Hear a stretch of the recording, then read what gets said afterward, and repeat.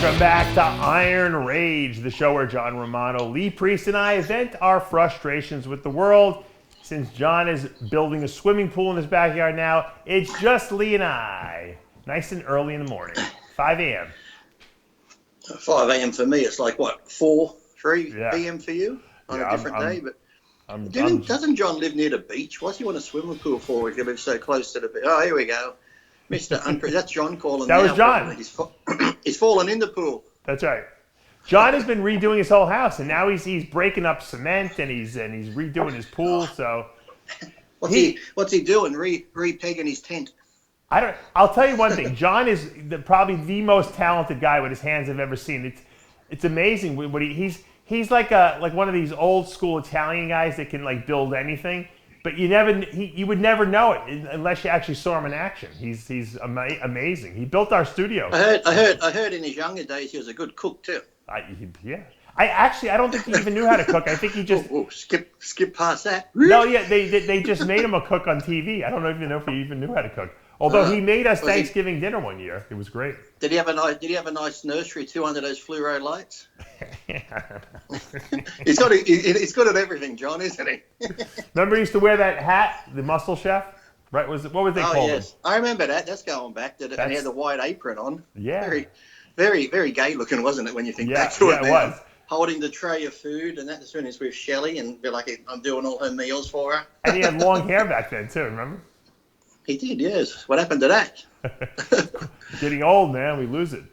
Now, speaking of the 90s and all the heyday of bodybuilding, we always like to quote people and talk about, the Dorians and the Nassers and the Lee Priest and the Flex Wheelers and Cormiers from the 90s and say how great they were. But at some point, it gets annoying that every time someone accomplishes something in today's day and world, everyone tries to put it down and compare it to the 90s.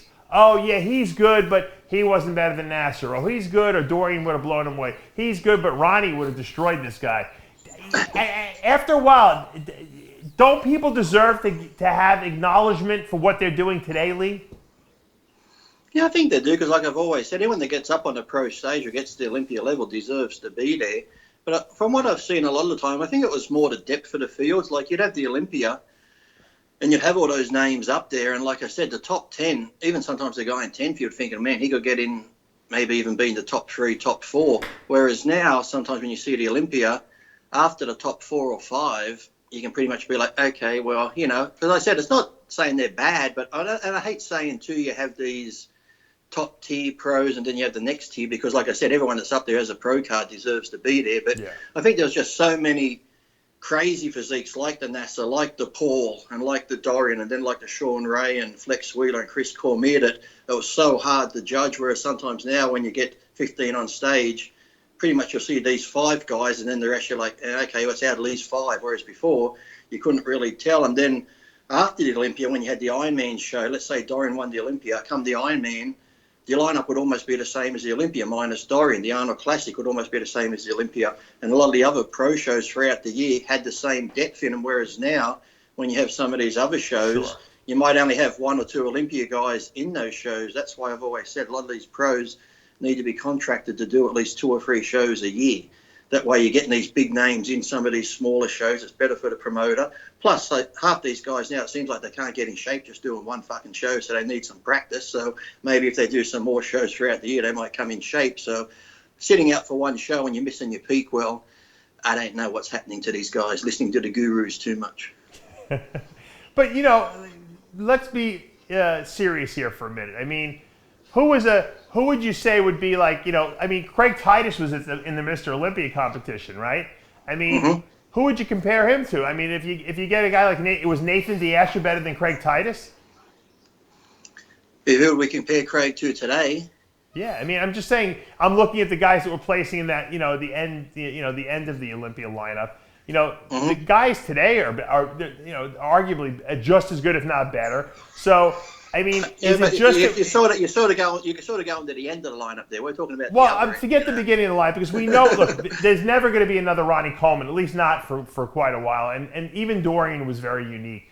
But the rest of the lineup, they were good, but I think when you say there's not going to be another Ronnie, you have Phil there, and Phil different, apples and oranges, yes, as, physique go-wise. But when you look at Phil, he's still freaking got that muscle roundness. So he's up there, and Jay. But it's like I said, when you have the lineups of today, you'll say, okay, there is Phil, there is Kai, and there may be somebody else. Whereas before, there would have been Ronnie, there would have been Dorian or Chris and Flex in the same lineup. There was just so many of them. Whereas now, like I said, you got to look at the Olympia lineup now, and maybe after 3 or 4 of the guys, you're thinking that's who's out of those guys there. You didn't have to worry about another 6 guys behind them. So, like I said, anyone that gets up there deserves to be there. But I just, it's like, I think didn't Juan Morel did a thing the other day, an interview I saw, whether he was saying that he wouldn't win the Olympia because he knows he's a great bodybuilder, but yet he even said the Phil Heaths and those type of guys in that Olympia lineup are that much. I hope it is what he said. I only caught a bit of it. Was saying that even he knows they're so much far ahead of him. He might not ever win the Olympia or stuff, but, it's honored to be on the stage with him and stuff like that. And I was always like that, the Olympia. I knew I was never going to win it. I'd go up there and do my best. I'd aim for 10th. If I got 7th, 8th or 9th, hey, I was happy. That's better than 10th where I planned on getting. So, like I said, you need to be a realist and that. But there was just so many physique. I think, too, when I think back to the, conditioning, remember when you go to back in the 90s, you go to those press conferences, everyone was sitting there looking like, skeletal. The older faces were drawn in. You're like, wow, this guy's in shape. Wait till he gets his clothes off. And generally, when some of the guys look tiny in their clothes, when they took their clothes off, you're like, holy hell, where did that shit come from? Right. Now they sit there and they look like me right now. Let me put you on the spot here. This is a put Lee on the spot question. At your best, I don't know what you consider your best was. Maybe when you won the Ironman, could you have beaten Phil Heath? No, I wouldn't have beat Phil Heath, no. I don't think so. My fans would tell me I could, but I don't think so. That's like I said, that's like even when they say, who would win between Flex Lewis and Lee Priest. I think it'd be a close contest. I think maybe Flex could have beat me at my best and I could have maybe beat him. So it's one of those things, like I said, if you're not on stage, it's like when people put up that picture of maybe Ronnie Coleman doing the most muscular and Phil Heath doing the most muscular. Who would win out of these two? It's different times, different eras, and unless you get them both at their best on stage together, it's always going to be hard to say. It's like having a picture of me and Danny Padilla. If I was around in Danny Padilla's day, who would have won? I look back at Danny Padilla and I think to myself, fuck, I wouldn't have beat Danny. He looked pretty good. He had full muscles and he was sort of freaky, so, No, but I think you answered that very honestly, and I think that that's important because it is true. You can't compare today to back then because you can't. They're in different eras. We don't even know what people would have looked like on stage next to each other. We can only speculate. So I think sometimes people take the bodybuilders of today are taking a harsh rap because they are getting compared to the legends of the past. It's like comparing. It's funny too. It's like comparing them to Arnold. Yeah, what I do put up one of Arnold and one of another Mr. Olympia today with Arnold. Like I said, the photos are different contrast. One could be 2 feet closer to the camera than the other guy. So I said, unless they're on the exact same stage and the exact same lighting at the exact same time, one person's always going to look better than the other person. So it's like, you can't do it. And I always hate when they say who was the best at this and that. It's like, shit, Ronnie was like, 8 times Mr. Olympia. Arnold was 7 times Mr. Olympia. Phil Heath is 7 times or 8 times Mr. Olympia. It's like, if you've won that many Olympias, you're the best in that era that you're in. It's like you can't say this guy was better than that guy because, like I said, it's different years and different stuff like that. So, even back in your day, Dave, you were good. But if you look at you now, you think, Jesus Christ, what happened? But, you'll be like me sitting on the park bench, one of those old guys, back in my day. Right. Well, you can't compare Arnold to, like, Ronnie because Arnold is more like a classic bodybuilder, but if you compare Arnold, say, to a Chris Bumstead, okay, or a Breon Ansley, would Arnold have beaten those guys, do you think? I think so. Well, like I said, Arnold probably had the fuller chest and it was a bigger guy type thing, but like I said, but then do those guys have better lines than Arnold? So put side by side, if they're better at hiding their weak points than Arnold could have been, like I said, we'll never know. That's the thing. We can always keep speculating on what would have happened and who would have been the best. And like I said, if Flex Lewis and I had $1 for every time someone says who would have won out of these two and keep putting up comparison shots, we'd be pretty rich. Yeah, it's true.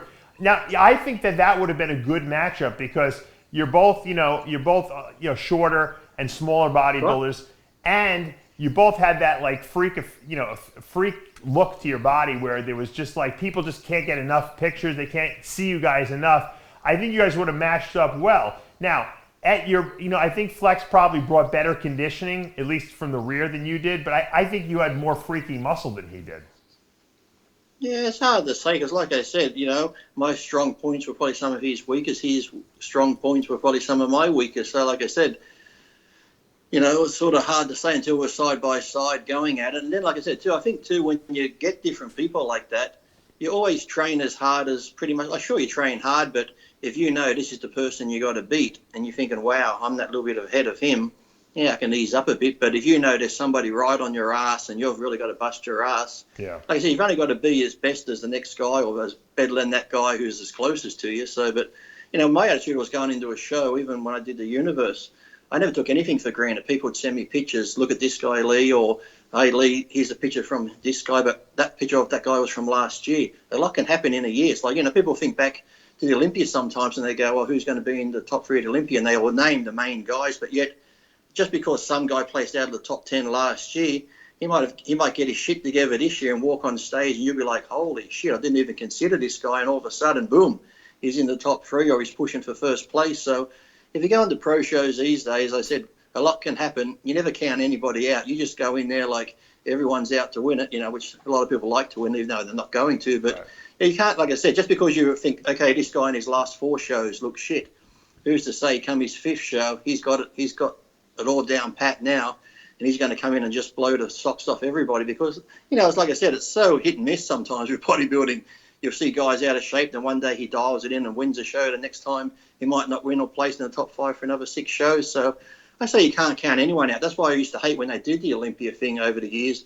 They'd always put it down between Phil and Heath, Phil Heath and Kai Green. It was always centered around 2 or 3 people when all these other guys, you don't know what's going to happen back here. They could just be sitting back there keeping quiet and come the day to show you like, holy shit, we didn't even think about this guy and here he comes on stage. Right. But then because there's so much hype around the other 2, sometimes people get overlooked.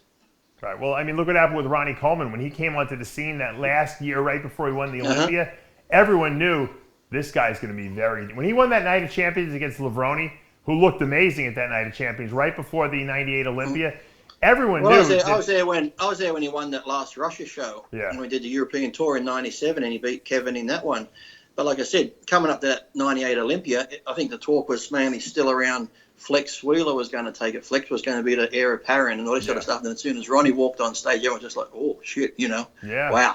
So it's just like... But we knew Ronnie was dangerous in that 90 when he won the 98 Night of Champions over Levroni. I knew that this guy... I was predicting in my mind that this guy is going to win the Olympia. I said, I don't think anyone could beat him. I never saw anyone so freaky at that Night of Champions.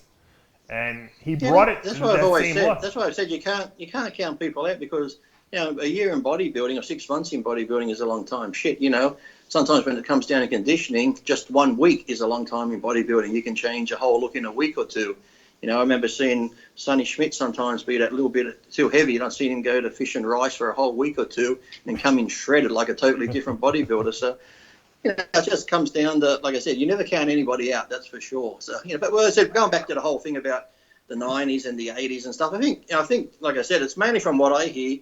I think people just like the depth of the field because there were so many. Like you said, you had the Leverones, Flex Wheelers, Chris Cormiers.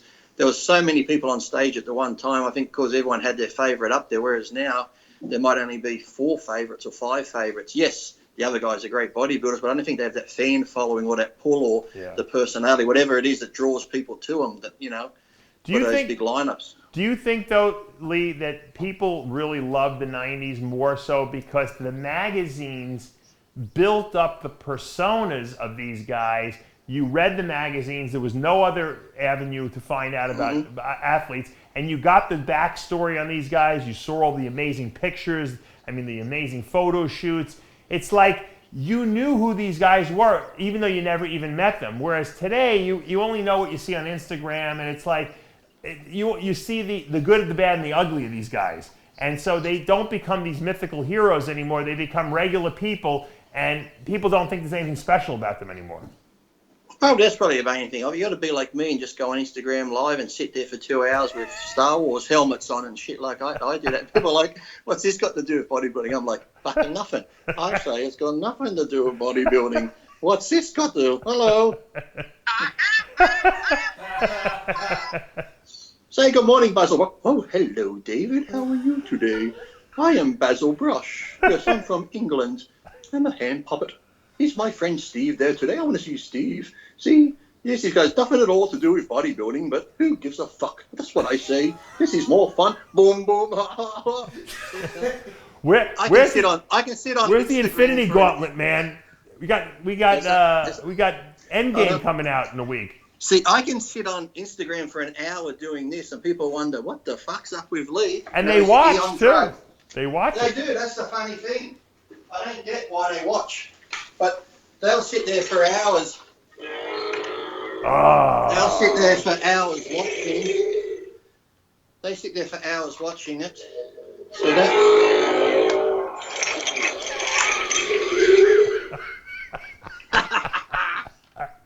What is that, David? What's he doing? Oh, hold on. Do me show you a trick? I'll show you a trick. This is what Steve Blackman taught me this. Are you ready? If you're looking for a contract, boys and girls, and you want to make money in bodybuilding, as they say, to get ahead, you got to give it. Steve. Don't choke me. Don't you come in my mouth. Steve. Oh, hello. That's a little demonstration on how you get big contracts, boys and girls. Just remember that. Oh, there I am. I'm over here. Sorry, I was off camera. Here I am. Let me wipe my mouth. Bye-bye. Yes, what were we saying? Yes, Avengers comes out today here. Oh, it does? Avengers. Yeah. I got tickets 9 a.m. on Saturday morning, but it starts today. It's all over TV. People lined up. Were you having trouble getting tickets? Because I heard they were sold out everywhere. No, I got tickets. I went to gold class, where you can sit there and not as many people in there. You can eat food and. Oh, nice. So yeah, and they don't charge. You got to pay full price because they want that big box office. I think it'll probably be one of the biggest ones, considering it's one of the last ones. Endgame. Now, will you go and watch the movie more than once, or will you just go once? Once, because it's 3 hours. Yeah. 3 hours, 2 minutes long. Fucking hell, that's a long time. Yeah. But will you go back? Are you like a real fan? Will you go back like a couple days later and see it again? No. No? Once is enough. I might watch it on Netflix when it comes out or that later on, but I think those movies that are that long, unless there was something in it that I missed out, I think it's Stan Lee's last cameo too, isn't it, in this one, that he did before he passed away, so that would be good to see, because like I said, it was meant to finish it off, but they always say this is the last one to finish him off, but then they'll come out with another one that'll bring it on. It's like this Star Wars one that's coming out at the end of the year. They say it's the last one in the Skywalker legacy. But I forget who it is. Some two guys just brought the rights to Star Wars again. They're going to do a trilogy, which is going to be set thousands of years before the Skywalker story. So it's just going to go on and on and on. I love it. And on. So pretty much now, they're just giving the fans what they want. The first movie is always like special. Then the sequels are just like, you know what? Give the fans what they want. Feed them what they want. They know what we want to see. I do love the fans though to get really crazy. Because look, I go for a movie, I just turn my brain off, watch the action, watch what happens. Because, but you get these ones that are crazy about the whole storyline. They follow the comic books, and if something doesn't go according to the comics, fuck, they get mad online, don't they? You talk about getting abuse on people. That didn't happen. He shouldn't have done that. He didn't have those powers. He can't do that. This and that, and blah blah blah. Hey, I can go watch it early, and I'll come online and give you a spoiler. They will die in the end. I don't want to know any. If you tell me anything about it, I'm going to be very upset. I don't want to know. I don't even know when I'll be able to see it. I'll tell you one thing though: the movies that are on Netflix, I've probably seen them 600 times because my son will watch them over and over. And anytime we want it to be quiet, we just turn on, Infinity War, or we turn on, Thor, Ragnarok. I did finally watch Ant and the Wasp yesterday. Oh, you did? Yeah, I got to watch that. I haven't seen that one yet either. Yeah, because at the end of that, it's different. You haven't seen the end that we told you? Want me to tell you the end, Dave? Want me to tell you what happens? So that's Basil Brush. Last question, getting back to topic. Phil Heath, he won 7 Mr. Olympias. Do you think that Phil gets a bad rap as not being, the Mr. Olympia that he really is because he is being compared to the 90s bodybuilders? Well, Dave, I think so, because he does look very good and he has 3D muscles and he's well-rounded. But I think Phil Heath's problem is Honey Rambod. Honey Ramod, yes, yes, yes. These gurus that have these athletes and they say they're pro-creators, but yet we only ever hear of their main athlete. Say someone like Honey has 200 athletes, Phil wins the Olympia, where's the other 199? Are they doing well? Are they pros? Have they been created, Dave? These are the questions I ask, the hard-hitting questions. What say you, Dave? What say you? But yes, Phil does look great. He is Mr. Olympia, and they will compare him, saying he hasn't got that freaky look that Dorian has, but he does have a freaky look because he's Mr. Olympia. So you're never going to please anyone because the internet is crazy, Dave. You get stupid people coming on with puppets, making stupid comments, and then people will be watching these comments, and then they'll just write down below there. It'll say Lee Priest is a fucking idiot. He's wearing a puppet on his hand. Why do you have him on? Why do you have him on, Dave? And I'll say, so you watch, you fucking idiot. You watch, you silly cunt. Do, do. How's that for an explanation, guys? That's what happens when you get me up at 5 a.m. That's right. And one cup of coffee with Doctor Who. Doctor Who. Where's Doctor Strange? You got to get Doctor Strange. What's his last name? Who? I'm strange enough. I don't know.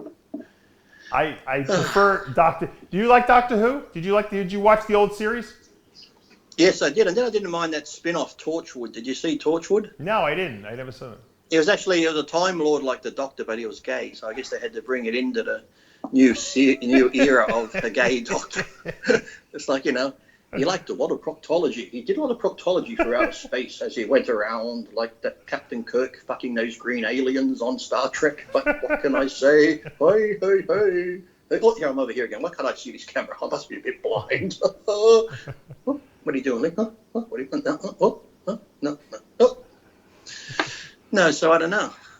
But yeah, no, you can't. Like I said, I feel sorry for the guys today because they will get compared. I don't know why they get compared, but maybe they should come online more with puppets on their hand, and then people won't talk about their bodybuilding too much anymore. That's right. Well, you know what? Look, I've been guilty of comparing 90s to the current crop of guys, but I think you got to give credit where credit's due. Today's bodybuilders probably would beat most of the guys from the 80s and the 90s. I just think that, it's very hard to compare, like you said, apples to oranges because they're from different eras. You're not seeing them on stage together. And yeah, while the Dorians and the Ronnies were maybe super freaks of nature that we might not see for another 20 years or so, the other guys were comparable to the guys today, and I think that people have to start giving more respect to today's bodybuilders. I think I have noticed the one thing too. You notice from probably the early '90s through to now is just the age of them too. Whereas back in the '90s and even the '80s, a lot of the guys were pro in their 20s, mid 20s, and stuff like that. Whereas now a lot of them are in their 30s, mid 30s. So there is that big gap there for some reason now. Where, like I said, a lot of guys are turning pro younger, coming out of the USA's and the nationals.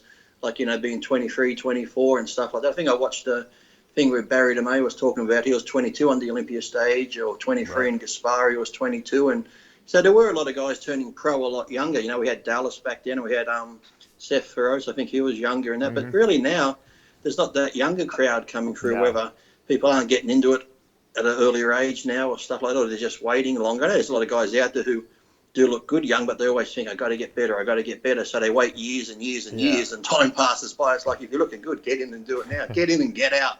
That's what. So. Ramy was the young guy on the block for a long time.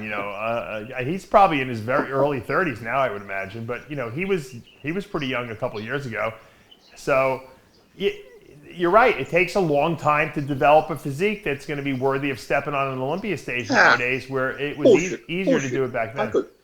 I can take drugs and look like you in a year. If I took what you were taking, I could look like you in 12 months. 12 months. I know my macros. I know how to refeed. I know what I'm doing. I just up the dose. Thank you. And on those wise words of wisdom, I'm Dave Palumbo. For Lee the Puppet Priest, we'll see you next week. When in doubt, up the dose. Goodbye.